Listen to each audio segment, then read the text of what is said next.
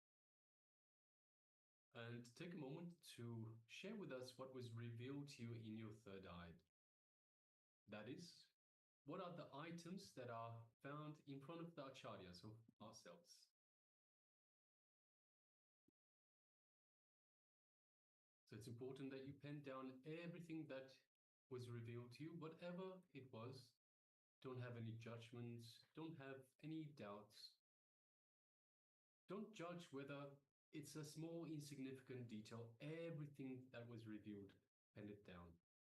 It could be the smallest detail, the most insignificant detail that you might think might actually turn out to be the most important, the key element. So anything that was revealed to you, please pen it down. Write it down in the chat box.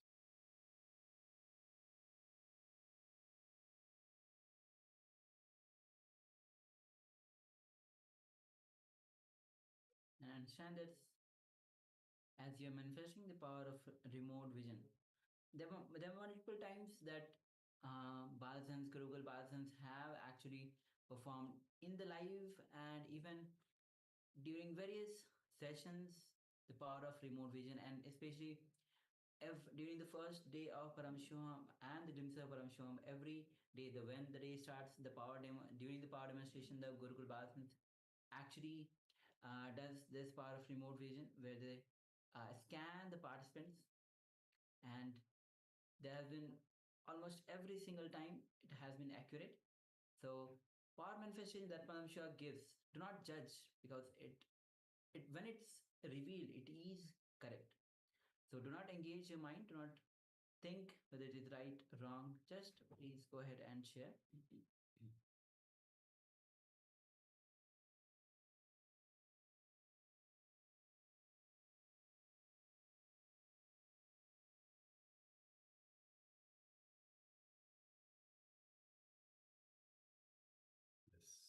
So we have sharing from Ananda Agora Rupini. And she says, first I received something beige and there was something strange. The moment I opened my eyes, I couldn't remember what it was. That's okay, Ma, no problem. Thank you for sharing. Yes. Okay, so we'll be now showing the items which we have one by one. So just requesting, just before we do, requesting everyone, so if we could have also Wong Mang Kong Aya and also Ma Xing Wang, if you could please, if you did take part in this power manifestation, share whatever was revealed to you, no matter what was, or even if you weren't able to manifest this power, you can also let us know. Let us know if you had any challenges in manifesting this power of a remote vision. So take a moment and let us know how you experienced it, whether you were able to manifest or you didn't take part, whichever it is. Just let us know how you went. And also we are joined by Ma Xiao Nithyananda. Yes, Ma Xiao Nithyananda. Yes. So please go ahead and share your revelations of this power manifestation. Then we'll move to the verification where we'll be actually showing the objects which we have in front of us. So it is important. See, we are here to serve you. We are here to help you achieve whatever your goals are for attending this program. So whether you're here to improve your power manifestation, whether you're here to have your desires manifest in your life, whatever the reason for you attending this program, we are here to help you. So for that reason, it is important that you take part and communicate with us. Let us know your challenges. Let us know what you need help with, and we can guide you along. We can help you to achieve your targets, help you to achieve the reasons why you are attending this very program. So once again, ourselves, the acharyas, we are here to facilitate your growth, to facilitate in whatever area of your life you want. So whether that is, as I mentioned, whether it is in terms of manifesting your desires, whether it is better relationships, but wealth, health, all of that. So we are here to help you achieve those goals, achieve those targets. So it is important that you let us know what your issues are, what your challenges are, so that we can actually help overcome those challenges, those issues. So the power manifestation is a very important stage in having that feeling connection to the divine. So strengthening the feeling connection to the divine. It is through this divine that everything is manifested. So we're not just talking about the power manifestation. In fact, everything in this life is a power manifestation. We are Paramashiva, so we must understand. This is the first key. We must understand. We are not human beings having a spiritual experience.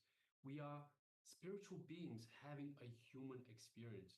And deep down, we are all one. We are all made of the same stuff. Just as Swamiji was saying earlier, your reality is made of the same stuff as your dream.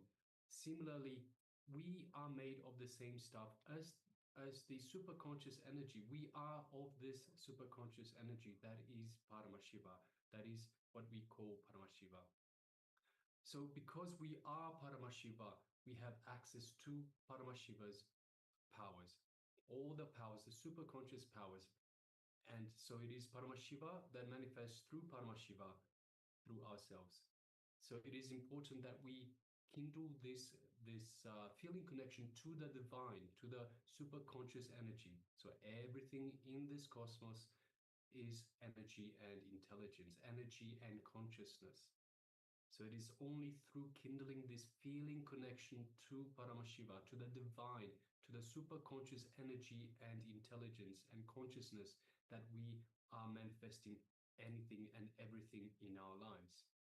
So once again, whether that is power manifestation in terms of remote vision, in terms of consciousness of a matter, where we move the coconut out of our hand or the fruit out of our hand, whether it is third eye vision, or in fact, if it is manifesting your desires, so whatever your desires are, all of that is a form of power manifestation.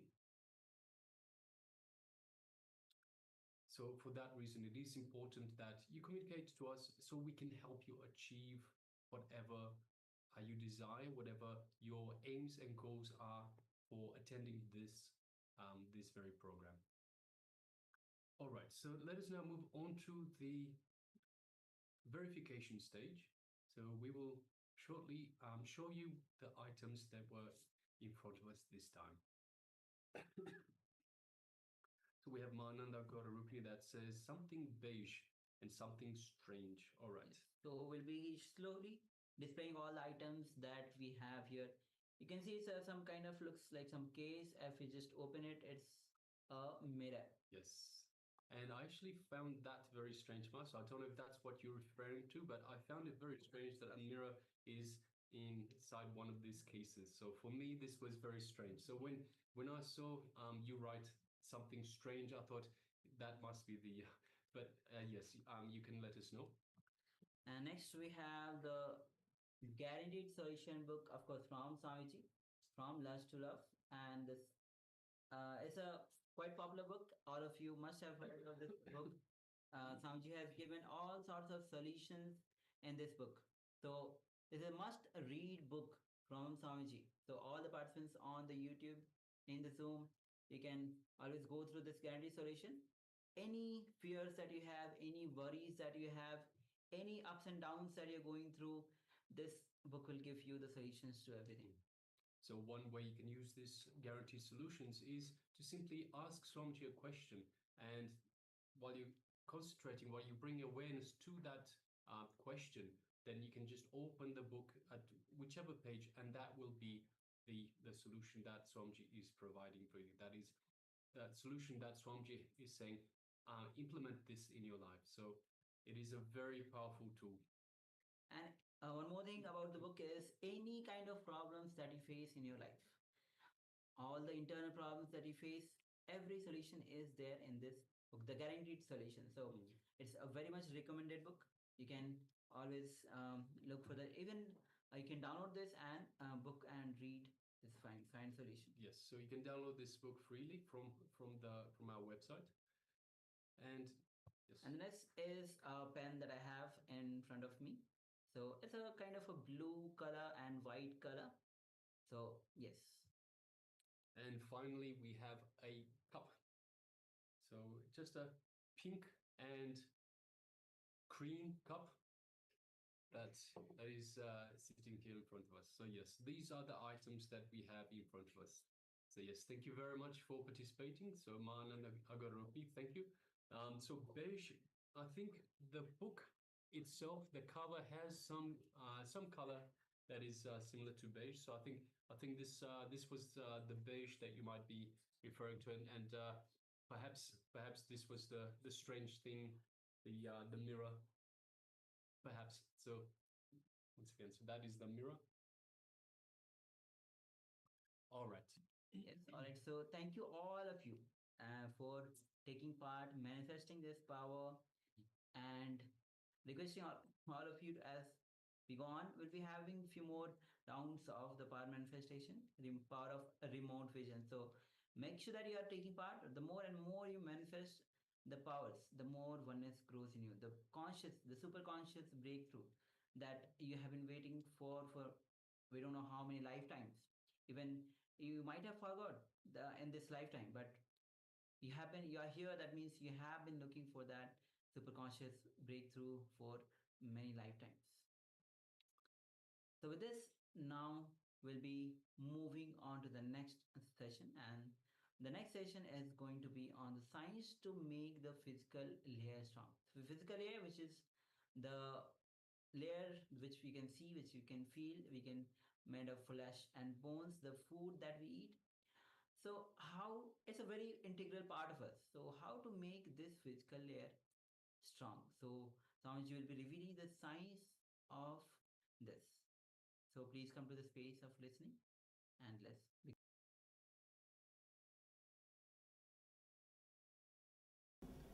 And if you allow the whole body to breathe, inhale and exhale, if you allow the whole body to take the prana in and release the Ashuddha prana out, you will have a different well-being.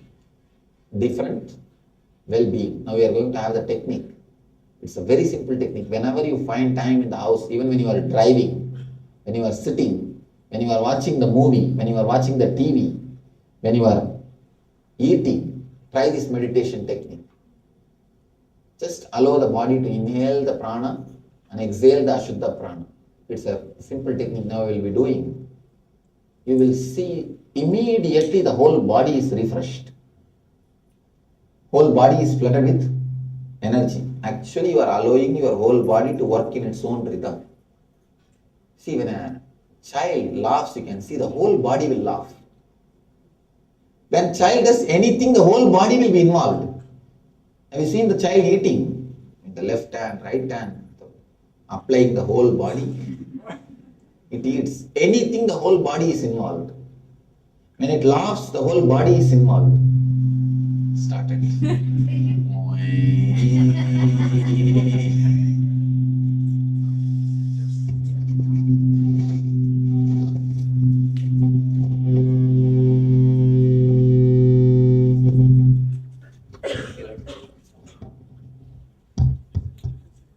Snap yours properly. See. As long as it is held in the hand.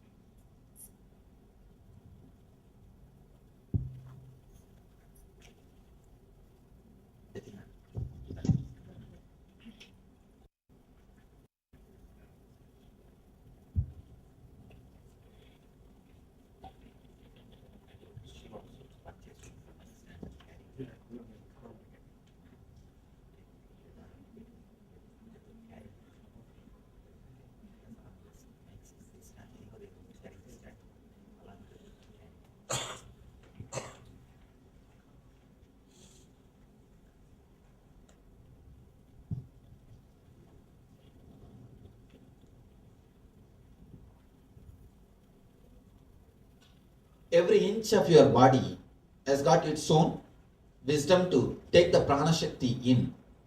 One more thing, prana does not mean air. Prana is not air. Prana is air energy. It can take in, breathe, inhale and exhale, not the air, but the energy. Energy which you gain through the air. What are the reasons we don't breathe? First thing, we don't live throughout our body. Why we don't live throughout our body? 2-3 reasons, 2-3 main things. Why we don't live throughout our body? First reason, an important reason. The moment you start thinking somebody else's body is beautiful, you stop living inside your body totally. The moment you create a supermodel for you, if you are a male, you will have some actor, foolish fellows photograph in your room and go on doing this. And wanted to look just like him. Go on dressing him like him. Dressing like him. If you are a female, you have some actors, Miss Universe or Miss World or something, continuously applying the lipstick just like her. Continuously painting the face like her, or continuously trying to dress like her. The moment you start thinking somebody is beautiful and you want to be that like that person, you stop living inside your body totally. Please understand. One more problem. Unless I move my hands, I don't speak. I speak more with the body language than with the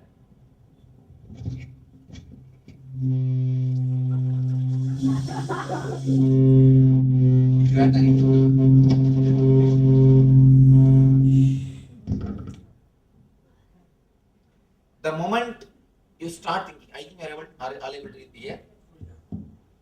The moment you start thinking that somebody else's body is beautiful than your body, you stop living through your body. You stop living inside your body. An important thing. I'll come here.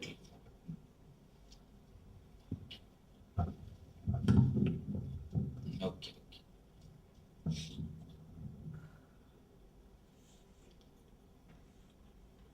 The moment you start feeling somebody else's body is beautiful, you should look like somebody else, you stop living with the whole area of your body. Actually, look deeply. God is not an engineer to do mass production. God is not an engineer to do mass production. He is an artist. He paints every one of you. He carves every one of you. He creates every one of you. If God is an engineer, then we can have mass production. But engineer fools, you can see. Only they can do the mass production. God is not an engineer. He never has got his own mold. Just forge, chop, chop, chop. No. God is a painter. God is an artist. Every one of you are painting from him. That is why you are unique and different. If you try to look like somebody, if you try to be like somebody, what you are trying to do? You try to create a copy. You think God is a fool. That's why he made me like this. He made her beautiful. Let me also look like her. Never think God is a fool. Everybody is unique. You are beautiful unto yourself. Where is the scale of beauty? Tell me. Where is the scale of beauty? No. You are beautiful unto yourself. Every individual is beautiful unto themselves. God is an artist. You can never improve upon his painting. The moment you want to improve upon his painting, the moment you want to do final touch upon his carving, the moment you want to do something more in his art, naturally you are in trouble. It is painted by him, it is carved by him, it is creation by him. You are enough unto yourself. You are beautiful unto yourself. The people who have the idea that I am not beautiful, she is only beautiful or he is only beautiful. I tell you one thing, even falling in love with the opposite person is alright. If you are a male and if you fall in love with some actress, it's okay. But never fall in love with an actor. Because you will start chiseling your body, seeing him. You will try to have the same type of dress, you will try to have the same type of things which he is having. Never have a role model. Never have a role model body. Please be very clear. If you have the role model body, I can be sure you will never live happily with your body. Even if you have finished after 12 years of all foolish gym, you will find some corner, it's a little lacking. You will find in one corner, something is lacking. You will try to chisel that corner. You are enough beautiful unto yourself. See, if you want to do gym and if you want to do yoga, exercise for your own health, that's perfectly alright. That's nothing wrong. But not for the sake of to look like somebody else. As long as you have an idea that somebody else is beautiful, you will never be peaceful inside your body. You will never be happy inside your body. That is why even though you live inside your body, you never have a deep love for your body. You never have deep love for your body. Your body is just a utility for you. Even if that person is happy, even if that person is beautiful, what can you do about it? It is his body. You can't enjoy through his body. Can you enjoy through his body? No. Only he can enjoy the world through his body. You can enjoy only through your body. Understand, God is a painter. God is an artist. God is a creative guy. He is not an engineer. If God is an engineer, then we also can have mass production. No, God is not an engineer. You are beautiful unto yourself. The moment you drop this foolish fighting inside your being, which is continuously happening unconsciously, thinking somebody else is beautiful, somebody else is looking good, I should look like him, I should look like her, I should cut my hair like this, that's what I'm telling. I always tell people, like a hairstyle, we should have a nails tail also. We should cut these guys' hands and fingers to look like somebody else. If you cut yourself, if you alter yourself, if you do to look like somebody else continuously, unconsciously you will start hating your body. You will stop residing inside your body. You will stop residing inside your body. You will not live inside your body. First thing, understand, your body is beautiful unto itself. You are enough unto yourself. You are beautiful for yourself. Where is the scale? Tell me. Where is the scale? In early times in China, they used to believe if your legs are very small, you are very beautiful. So women used to wear the steel shoes. Shoes made out of iron in the young age itself. At the age of 10, 11, they will put that shoes. And the women will have very small leg. Even if they are 25, their legs will be just 15-year-old, 14-year-old. It's like a bonsai. Have you seen the bonsai banyan tree and bonsai trees? Just like that. Your legs will have only that size. And in the tribal area, people used to believe, in Amazon tribal area, they used to believe the more your lower lips are hanging, the more beautiful you are. And they used to put a big ring on it. Big ring means don't think this size ring, this size ring. Almost like a car wheel. They will hang on the lower lip. And it will be hanging like a dog. Poor guys. And beauty has got their own, people have got their own ideas about beauty. The moment you drop the idea of beauty and you start enjoying your whole body, A new grace enters into your being. A new grace starts happening to your being. People come and ask me, Swamiji, just after ASP and NSP, in 15-20 days, my face has changed, Swamiji. So many people come and tell me, my face changed. My face has become more beautiful. My eyes have become so clear. Everybody is telling, my face has changed, my face has changed. I'm glowing. It's nothing. I have not done any makeup. At least I don't teach any makeup technique. In my courses, no makeup techniques are taught. No. When you start living inside your body, the new grace comes to you. A new grace happens to you. A new, different kind of beauty starts happening to you. See, the ordinary beauty comes by makeup. If you put ear black and ear white, then it comes. If you go in the rain place, they will change the place. And that will become white and this will become black. Anyhow, ordinary beauty comes by makeup. And I tell you how sometimes you can see so ugly. The makeup will look so ugly on the people. And already they will look. And sometimes you can see people doing some weird makeups. And then, what is that beach where we went? One fat lady with that feather. They decorate and stand there to take photographs. What is that? There is a name? Mohawk. Oh, they are called Mohawks.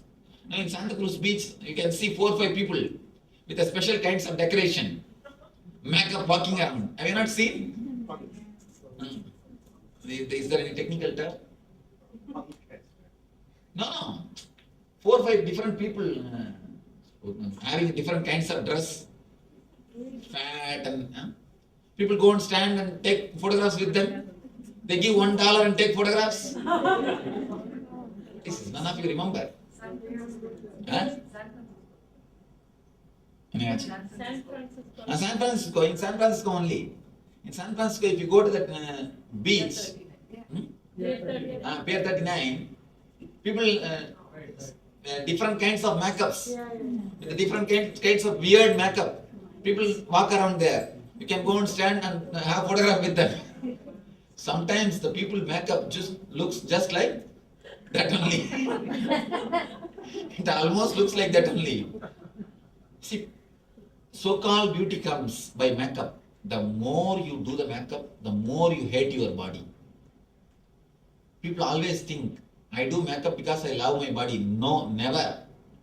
Never have that understanding. You hate your body. That is why you want to look like somebody.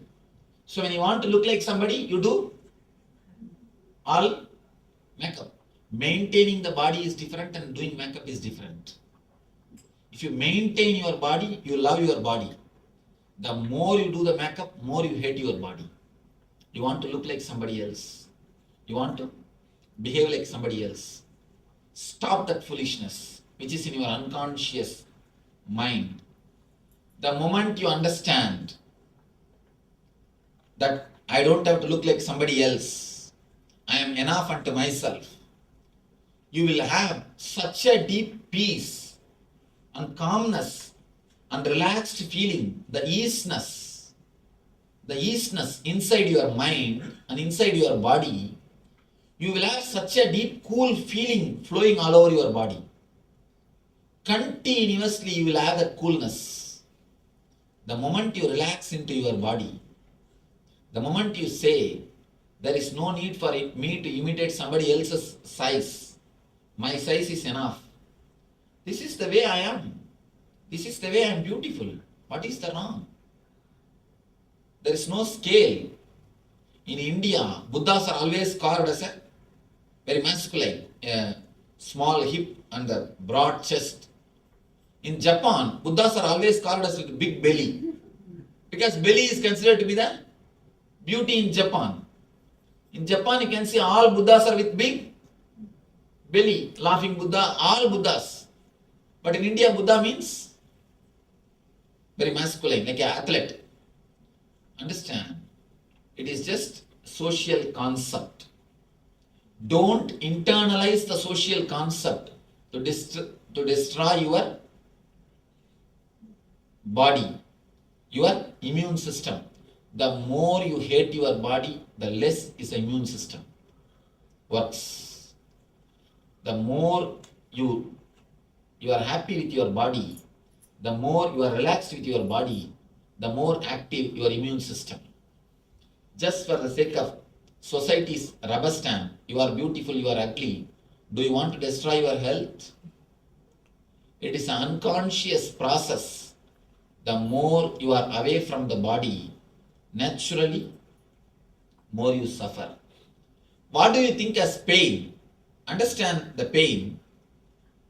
If you are not giving enough of your awareness and attention to your knee just begs your attention, begs your awareness, begs your consciousness, begs your energy. That is what is knee pain. Most of you never live with the whole body because of this idea. This idea is a cancer, understand? The idea that somebody else is beautiful and you are ugly is a cancer in your mind. That is the potential cancer. That is the seed of the cancer. Drop that idea first. Never have model. That is why I always tell people, if you have even if you fall in love with some actress, nothing wrong. You will have at the most only some crazy dreams. You don't disturb your health at least. You may do something, but you will never disturb your health. But falling in love with some male, if you are male and male, and if you are female and female, and feeling continuously that person is beautiful, I should look like that person, my body should become like that person, is a cancer for your being. The root of the cancer starts in your being. Never do that, because that disturbs your whole immune system. Please understand, it's a very important thing, which is the main reason for the disturbed prana flowing. If you drop this only one thing, that somebody else is beautiful, some other body is beautiful, naturally you will start loving your body, you will start living in your body, you will start becoming more aware of your body. When you start becoming more loving, more aware, more sensitive to your body, the energy flow happens continuously 24 hours naturally. Kids don't have comparison. That is why their cheek and the feet are equally alive. You have continuous comparison. That is why your leg and cheeks are equally dead. Never compare with any other body. And I have seen, even whom you think as supermodel, if you just stay and live around them, you will understand the whole idea of beauty will be lost. I tell you, all your supermodel idea, Miss Universe, Miss World idea is just your idea as long as the distance is maintained.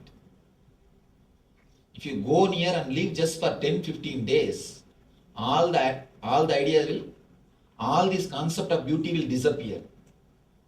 That is why they call honeymoon. Honeymoon how long? 15 days. And the concept of beauty also will disappear in 15 days. Have you heard the word honey sun? Never. It's honeymoon only. Because in 15 days the concept of beauty will disappear. With any supermodel, with any Miss Universe, 15 days is maximum if you are intelligent. If you are less intelligent, maybe 1 year. If you are little more dull and dumb, dead, an idiot, maybe 1.5 years. Not more than that. Even for buffalo, in 2 years you will understand. The whole concept is just a concept, just an idea of beauty. The beauty is just nothing but the idea of beauty. But this idea goes so deep inside you and makes you to do such crazy things, and totally your immune system stops. Your prana flowing totally stops. And once in a while, at least half an hour, lie down in the water. Water also gives you energy. At least half an hour. Because from water you can take prana. You are from fish. Understand? You are from fish. Your body has got still the intelligence of the fish, taking prana from the water. So that also will help. Once in a while, lie down on the ground. Of course, in the naturopathy they do.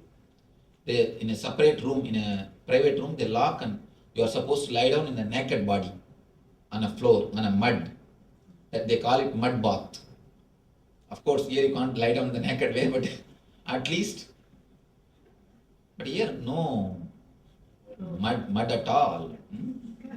That's a big problem. See, even in your room, if you lie down, you will be lying down only on the carpet. Lying down on the carpet is not going to help. At least in a water. At least in a water. That's a practical thing. At least in a water, lie down. No, grass is not going to help. Bathtub is okay. Bathtub will help. Bathtub will help to absorb the water energy, but grass is not a earth energy. It has to be earth. No, grass itself is a different kind of thing. See, when I say mud, just totally the naked body, the whole body should touch the mud and you should have the mud all over your body. How about the beach? No, even beach is not mud, it's a sand. It's What about the marble or granite floor? No? Swamiji, we have Bhadrasana here in a place called Toga. Yeah, but we do. Swamiji, here they have some mud kind of thing. They you get it in the bottle. You get to put it in the bathtub and you. One thing, no artificial things. It should be totally natural, especially the snake hole. That mud is the best, but not with snake. Just what about that flower no. that they put in the pot? That mud. No, not anything artificial will not work. Anyhow, at least have these two. Have at least lie down in the water so that your body can take the water energy. These 2-3 tips. First thing, mentally relaxing, mentally falling into your body. Again and again emphasize, falling in love with your own body. Falling in tune with your own body. Not continuously working on somebody's sizes or somebody's beauty. These 2 things.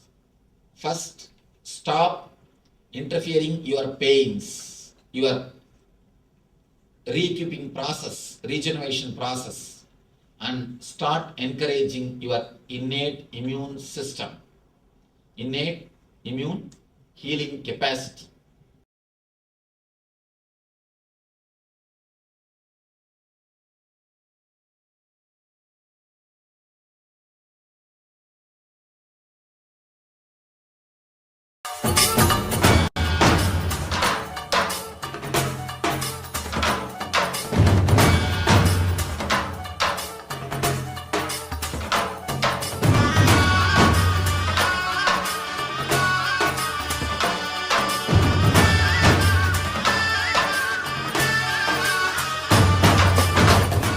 Today is the best day. Sadashiva.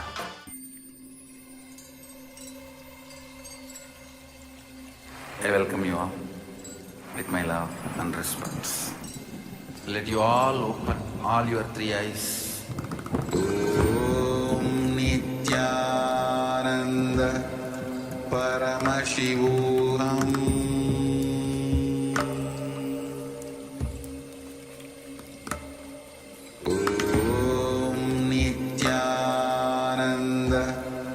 Paramashivoham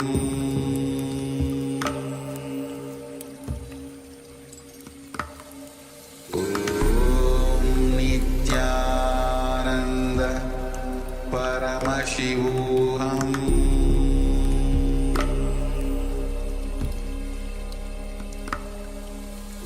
Om Nithyananda Paramashivoham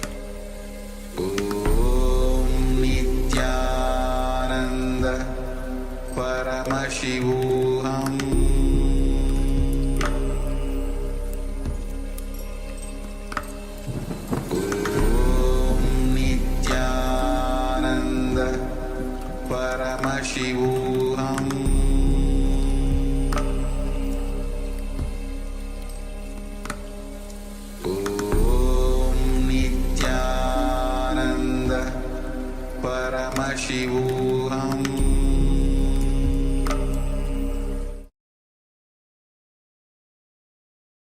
Yes, welcome back.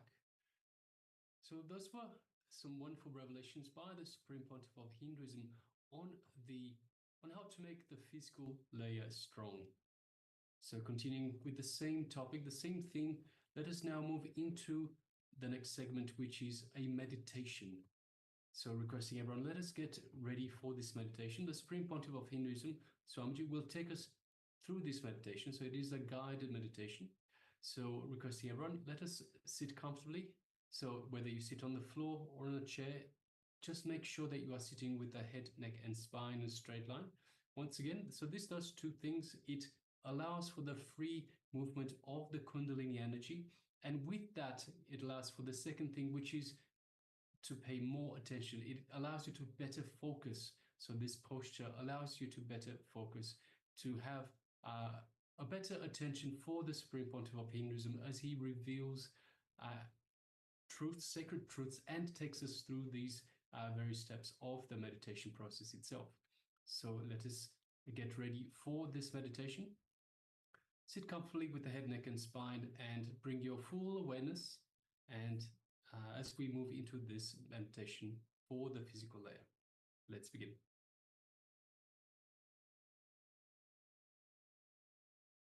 Yes, make sure you all settle down comfortably. This is going to be an extensive process, so make sure you have a quiet and calm space around you. Maybe you want to inform your family or roommates if you are in a shared living situation. Make sure that you're not getting disturbed during this meditation. And let us settle down. We can prepare just by breathing calmly. And then Swamiji is going to guide us through this meditation. Let's begin.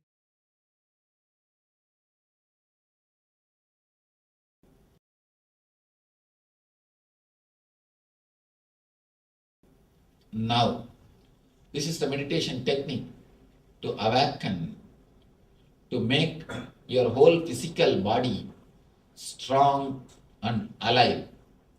When I say strong, I don't mean the animal strength. Of course, you will have animal strength also. That is one side.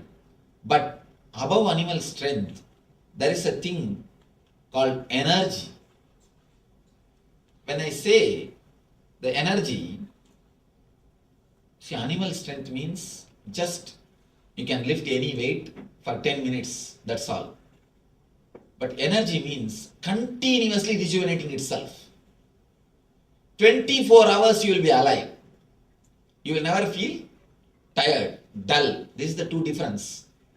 Understand the difference between these two words, energy and strong. Being strong is not more than enough. Beef and all this type of food gives you strength. You are very strong. I read a quotation in some vehicle. 1 week without beef, 7 days without beef makes 1 week. Week, W-E-E-K. Beef advertisement. I was thinking, surely it is not true. Never think it is true. Surely it is just your idea. See, elephant. It's a vegetarian. There are so many animals who are vegetarian and more active, more alive. And you can see elephant, even though it has got its own energy, strength, you can see a calmness overall in its lifestyle. See the tiger, see the lion,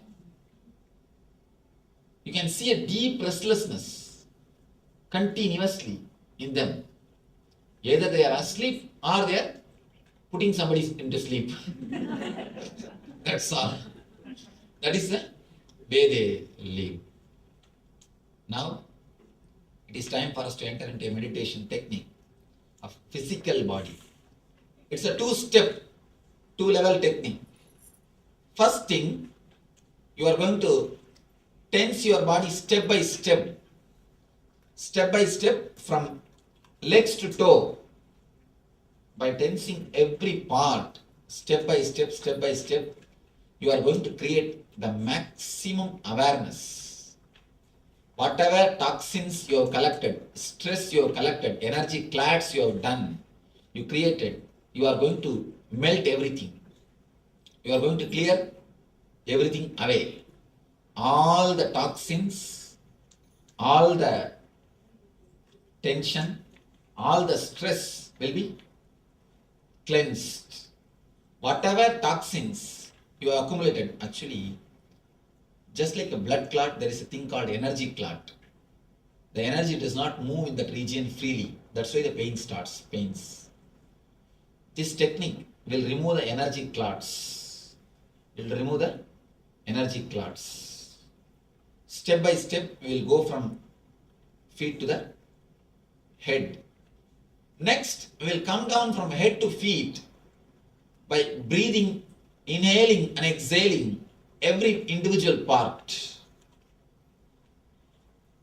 You will visualize every part step by step, inhaling and exhaling individually, independently. Example, head means visualize. Just the head is shrinking and expanding. It is taking the prana shakti in, leaving the ashuddha prana, the vipana in, the apana out. Taking the prana and it leaves the apana. The pure energy is taken and impure energy is exhaled. Step by step, part by part, feel your body is just individually inhaling and exhaling. Apart from your nose, your whole body, visualize step by step. This will awaken the innate healing capacity, innate healing intelligence of your body.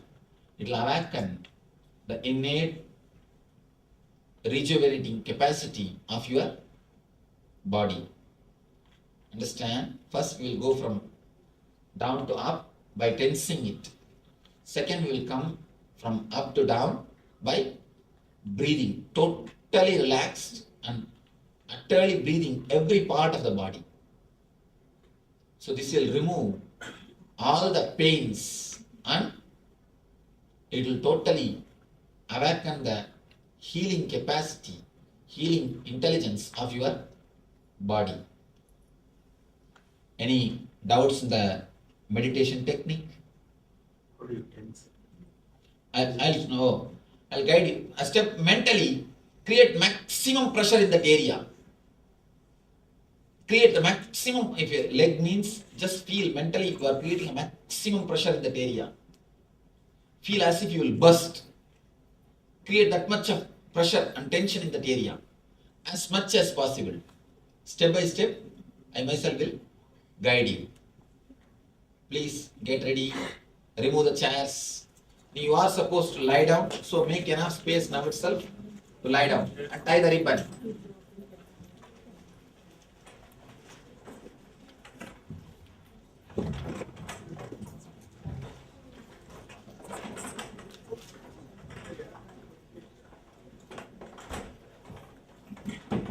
I'm seeing somebody with pillows. No. Flat. No pillow, no bed. Flat.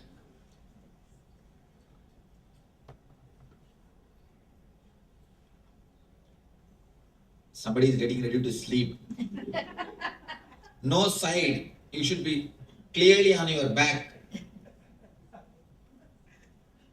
And there are enough volunteers, they will come round and surely they will, if you snore.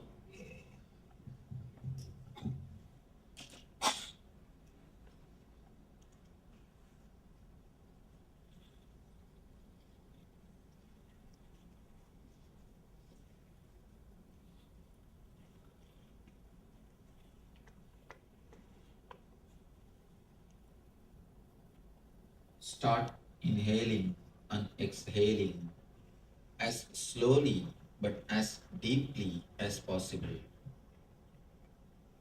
Hands should be in a relaxed position, in the side. Put your hands in the side, not on your body. No pillow, no bed sheet.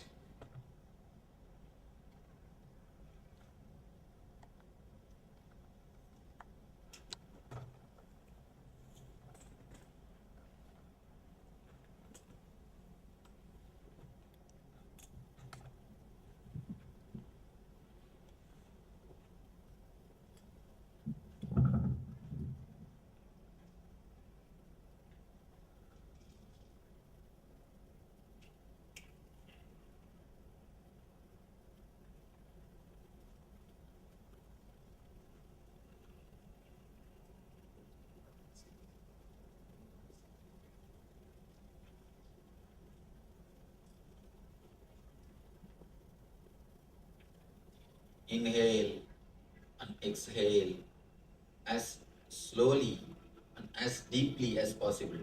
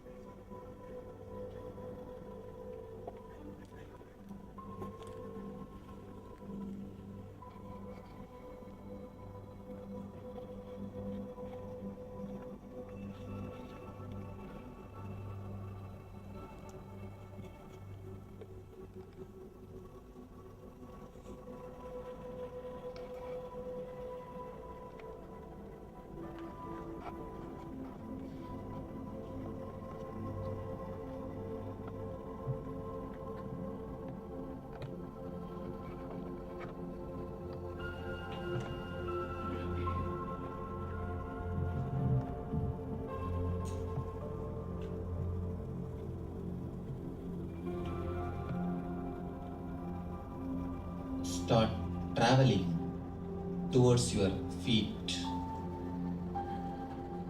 Slowly, very slowly, start moving towards your feet. Concentrate on your feet. Bring your mind to your feet.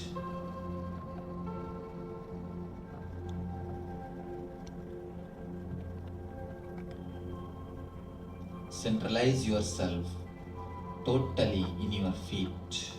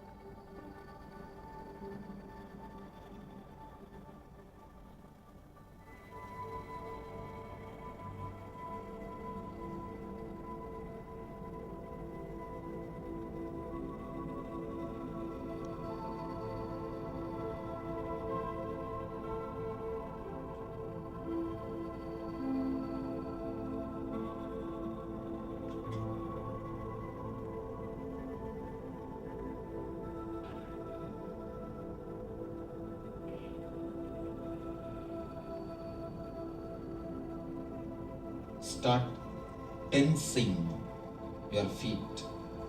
Tense your feet as much as possible.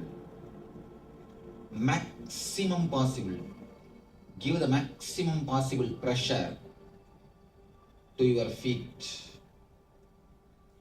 Feel as if it will burst. Create the maximum pressure.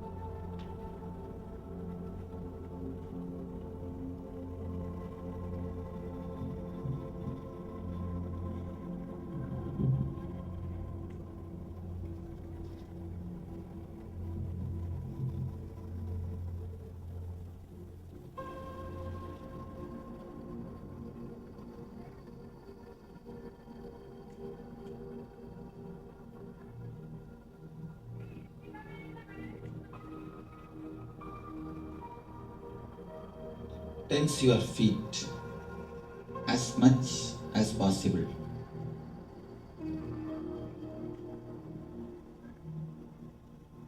Create the maximum tension, don't relax.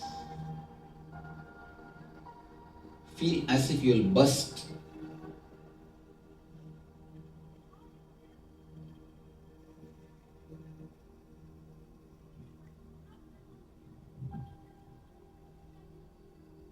Come to your ankles. Tense, start tensing your ankles.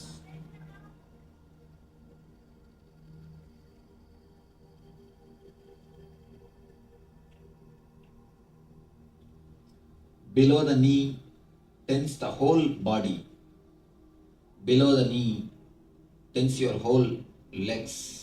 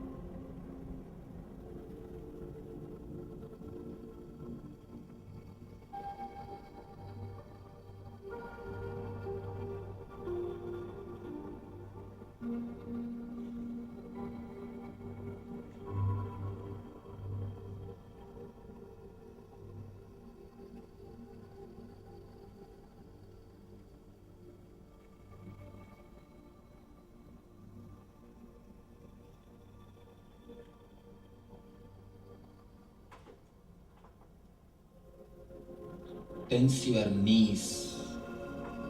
Tense as much as possible.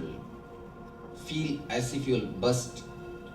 Create the maximum possible pressure in the knees.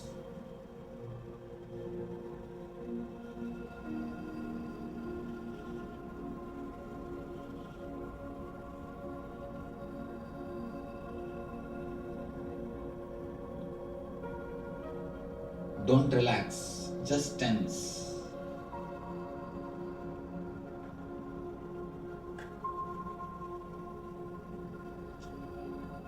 Now come to the thighs.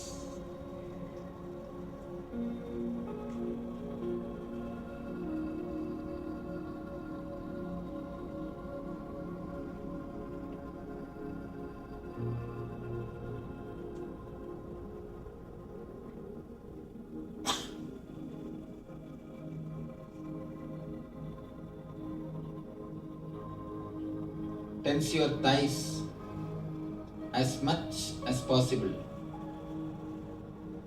Create the maximum pressure in your thighs.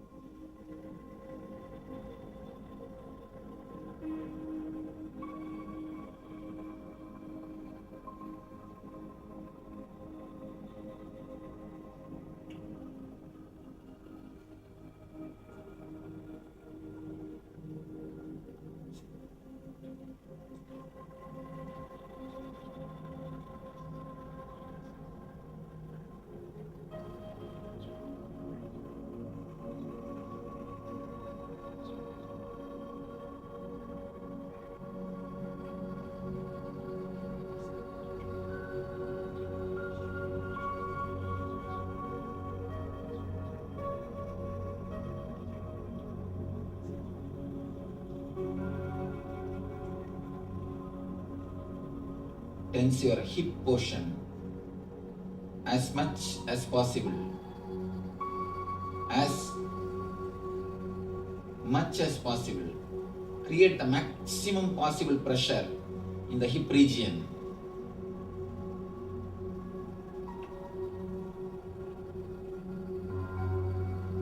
Feel as if you will burst. Create the maximum pressure.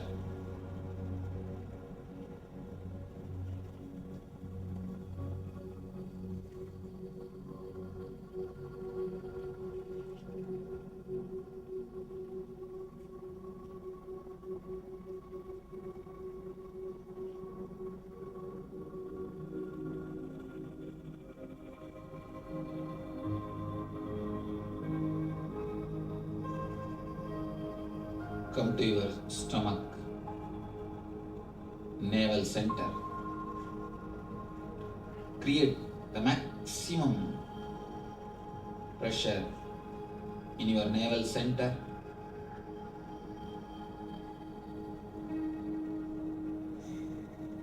Don't let your navel to relax.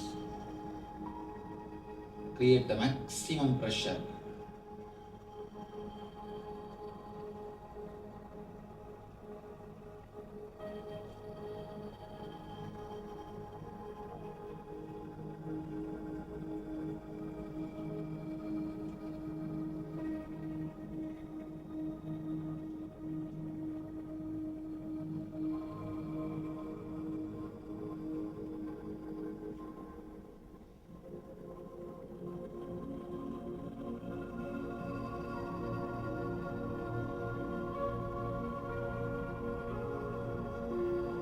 Create more and more pressure.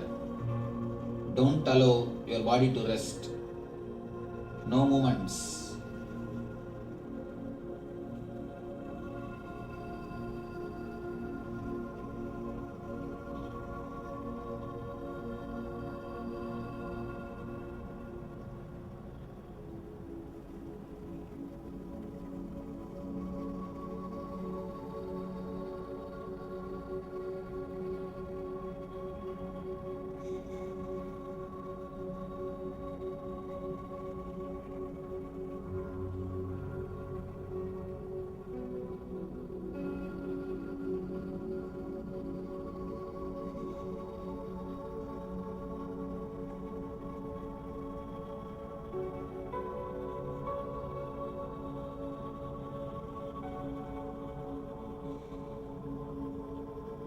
Tense the navel as much as possible.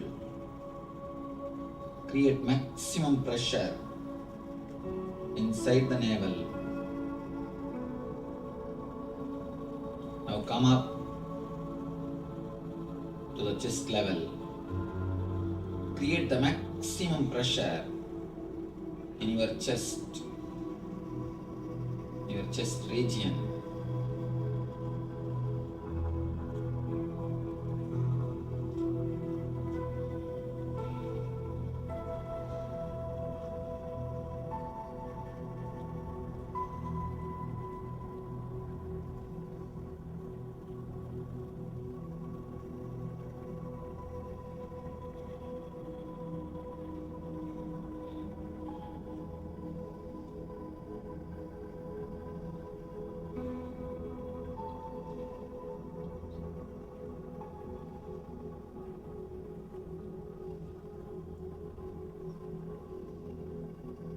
Create the maximum pressure, maximum tension in your chest region.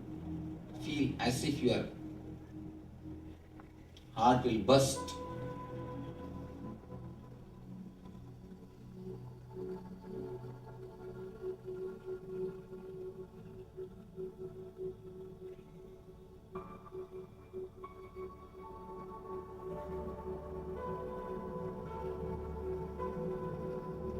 Tense your shoulders and hands. Tense your shoulder region and hands. Create the maximum pressure in the hands.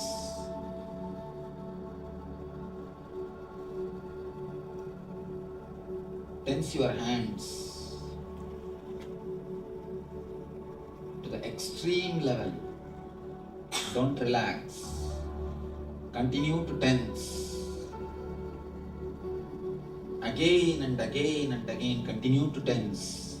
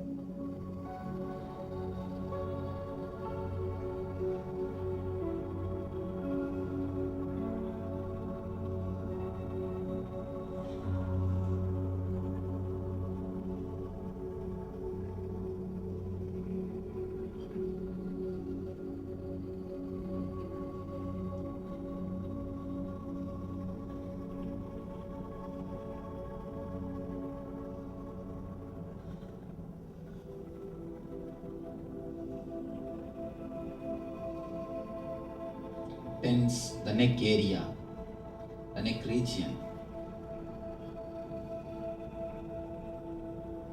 Bring the maximum possible tension.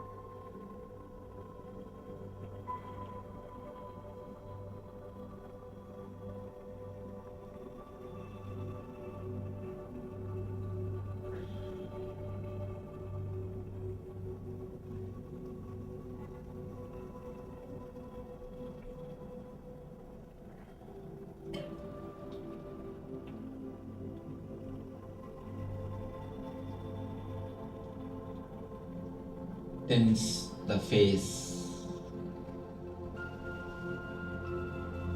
Tense the whole face.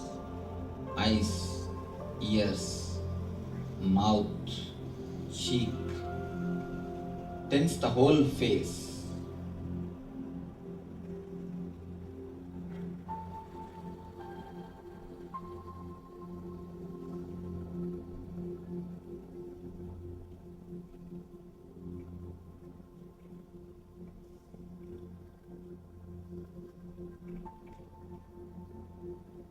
Tense the whole head.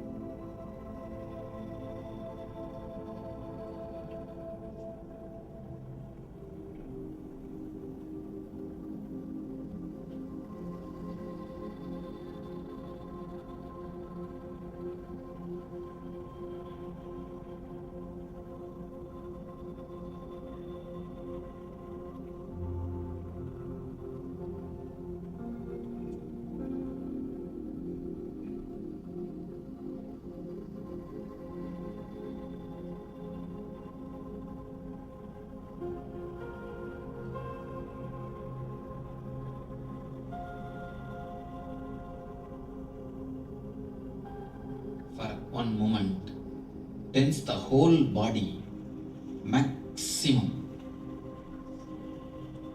Bring maximum possible pressure and tension throughout the body.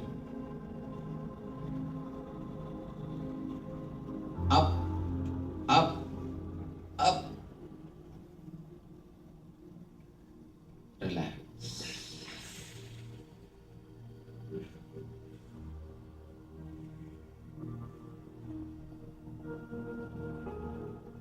Just relax.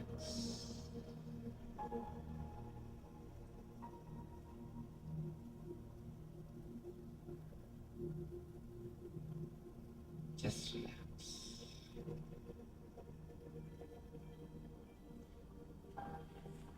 Slowly, very slowly, start visualizing your Sahasrara, the crown area, top of your head is inhaling and exhaling the prana, air energy. It is shrinking and expanding, inhaling and exhaling the prana Shakti.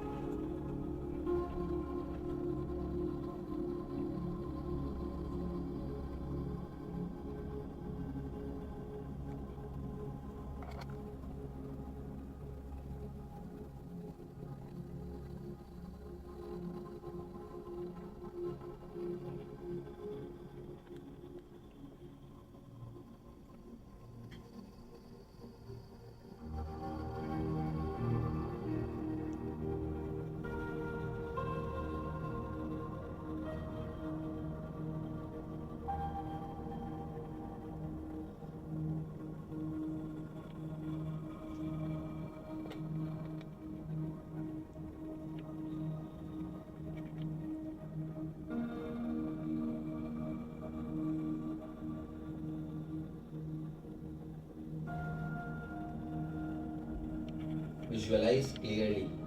You are inhaling, exhaling.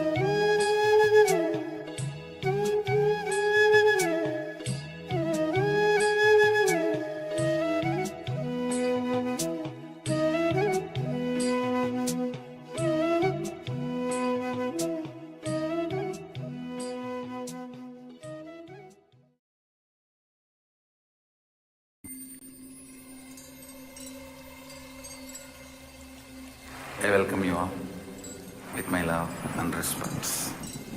Let you all open all your three eyes. Om Nithyananda Paramashivoham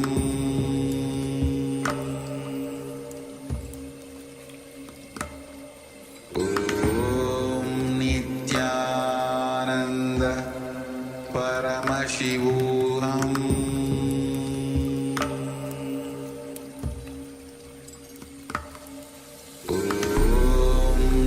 Nithyananda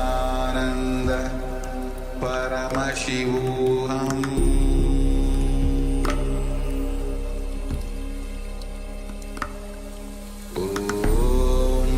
Nithyananda Paramashivoham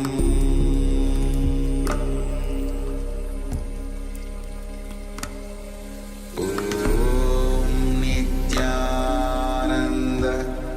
Paramashivoham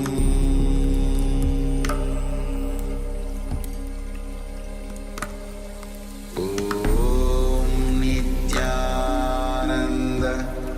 Paramashivoham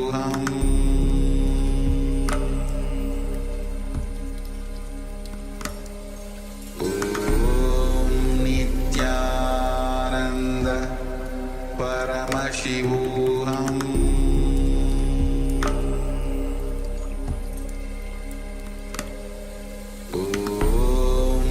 Nithyananda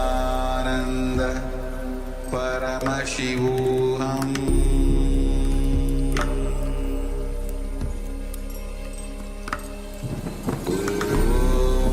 Nithyananda Paramashivoham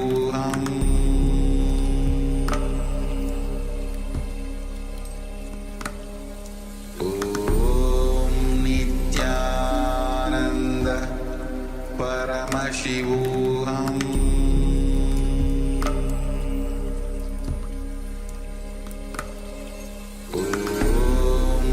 Nithyananda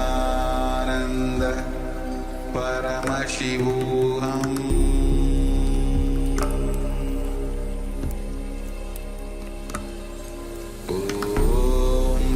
Nithyananda Paramashivoham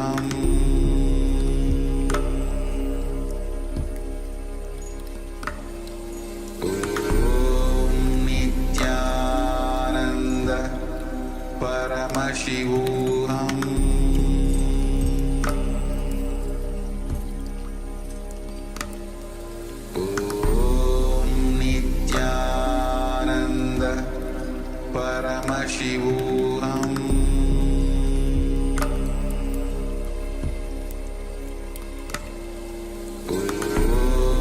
Nithyananda Paramashivoham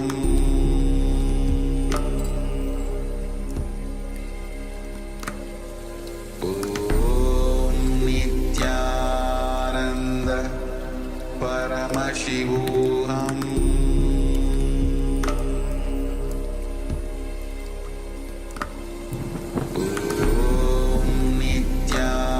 Nithyananda Param Yes, Nithyananda, all of you. After this beautiful meditation process, requesting all of you to share your experience here in the Zoom chat, YouTube, Facebook, wherever you're tuning in from. Let us know your experience and let's get ready. The darshan preparations have already begun, and we're going to have the causing segment with the girls team. So we're going to transition over, and we hope to see you all again after the darshan for the continued acharya sessions. We're going to have power manifestation and more Jnana segments. For now, let us all get ready to receive Swamiji today, and hope to see you all again later after the darshan. Nithyananda.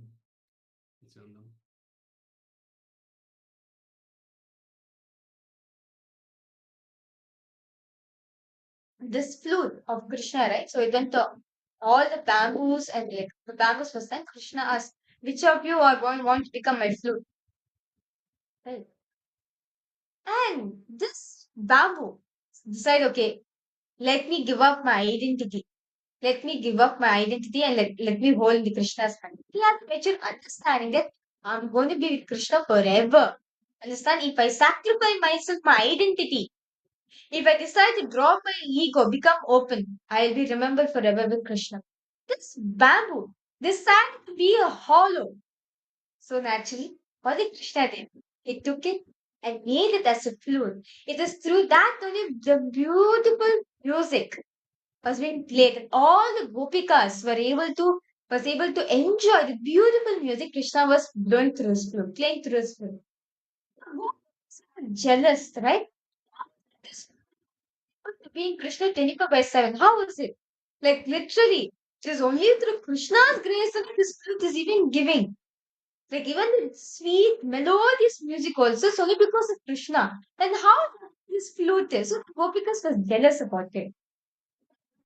Ask the flute, oh flute, what is this? How come you don't get the opportunity to be with Krishna 24/7?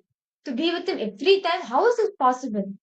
The flute said, I just decided to be a hollow, that's all. I decided to become a hollow bamboo and allowed him to float through. That's the only thing I that is how I am where I am. And understand? So actually, throughout the courtyard, like if you see around the courtyard, the bamboo trees was there. Okay, and each of the bamboo trees actually are rishis. Each bamboo is a rishi actually. So as I was looking at the bamboo, right? This story, I just remember this story. And I was like, okay, Swamiji, I'm ready to become your bamboo right now. It is up to you whether you want to take me, make it as a flute, or do what you do. I'm ready to be a hollow bamboo. I'm ready to drop my identity, surrender myself completely at your feet, and I'm not going to bother about the manifestation at all. It is only you. And it is only because of you only the power manifestation even happens. I just sat close and I just dropped what was there in my inner space. With all my three eyes, I just stared at the coconut very intensely.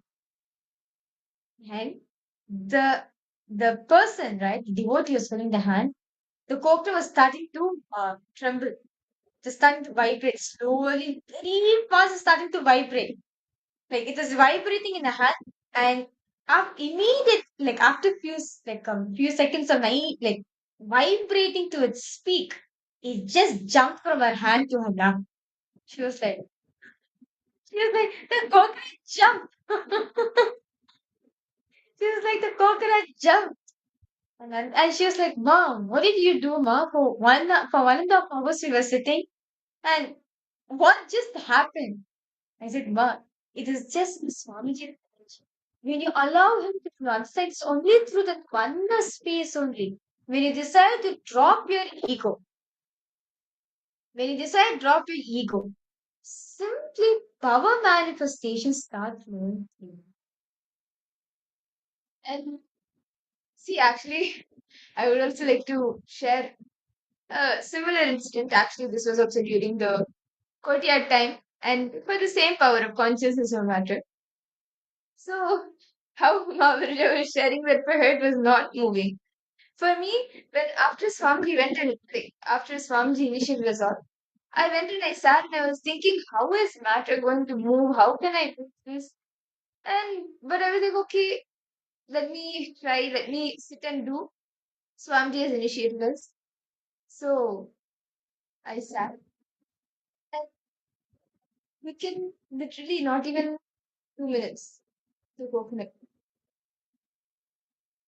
And I was like, how did that happen? Because many times when I felt okay, this is not gonna happen, or let me sit and do. It used to take time. But this time, like literally within 2 minutes, the coconut moved. So understand that is the power. You, me, anyone.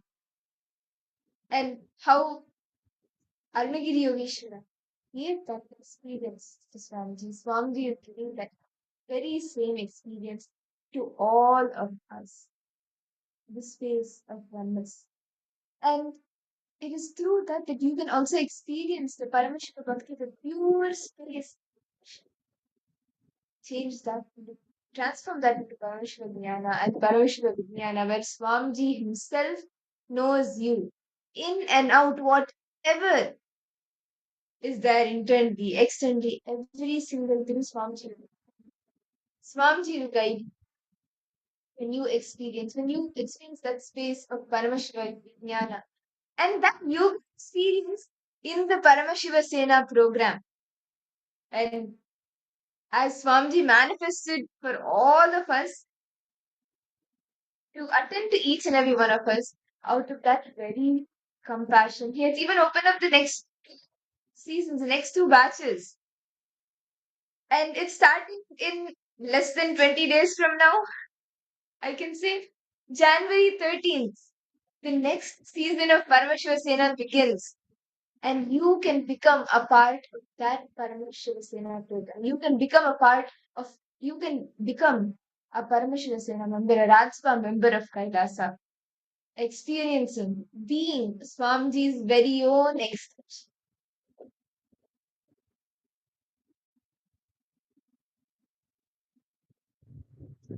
And if you have not signed up yet, then I would say that you take a step immediately. Put your intention. Ma Saroj, are you making it to the next program, ma? The next Paramashiva Sena program? Ma Irene, David Aya, Ma Orietta, come on. Ma Mahasada Priya, Ma Sadashiva, Ma Kairi Wong. How many of you are attending the next Paramashiva Sena program? As Swamiji shared very beautifully, right? Paramashiva Bhakti is about what? You know Paramashiva. Paramashiva Jnana is Paramashiva will know you. Like 50-50. Paramashiva will know you. Now, when Paramashiva Vijnana is Paramashiva knowing you, like personally, understand?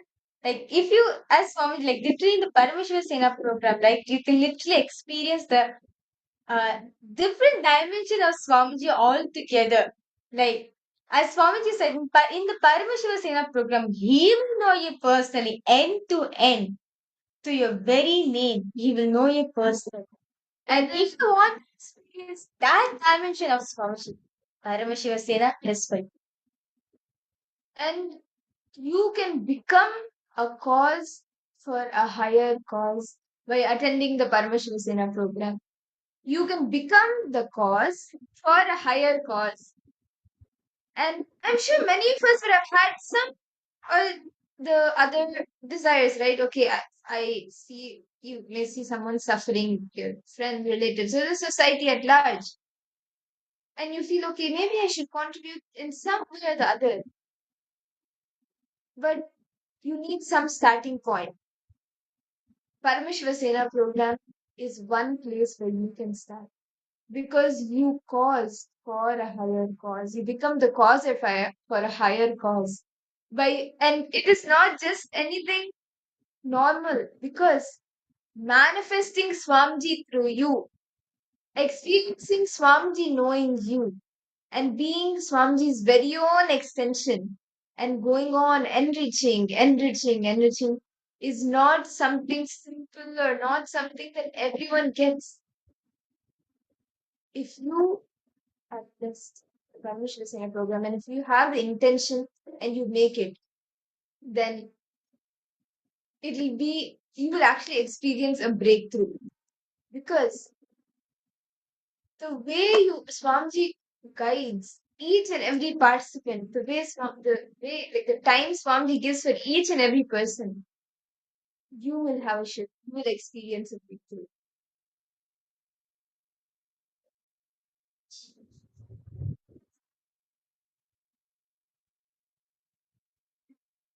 So understand all the participants.